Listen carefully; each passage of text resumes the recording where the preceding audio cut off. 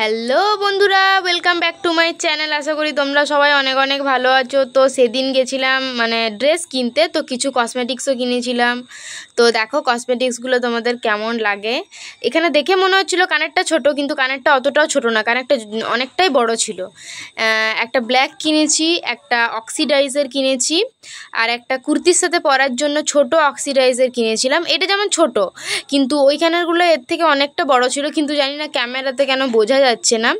আর একটা রেড কালারের কিনেছি।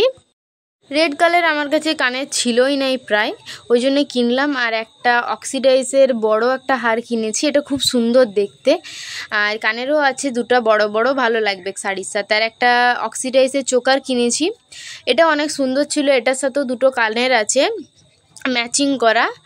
তারপর লিপস্টিক কিনেছিলাম, একটা লিকুইড, এত ডিপ না কালারটা, বাট বোঝা যাচ্ছে যে এটা ডিপ। আর একটা সুইস বিউটির কিনেছিলাম, এটার সেটটাও খুব সুন্দর। এরপরে দেখাচ্ছি, দেখো। হ্যাঁ, এটার সেটটাও খুব সুন্দর, এটার দামটাও একটু ওইটার থেকে বেশি। আর কাজলও কিনেছি। বেসিক্যালি আমি কাজল পরি না, কাজল পরলে আমার চোখটা কীরকম দেখায়।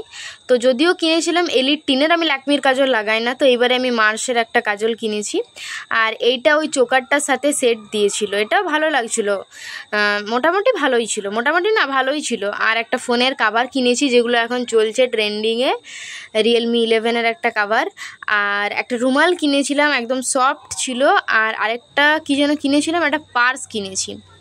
এই পার্সটা, আমার একটা ছোট্ট পার্স আছে এর হাফ, তো এটাও একটা পাইলাম, তখন কিনে নিয়েছি। তো টাটা।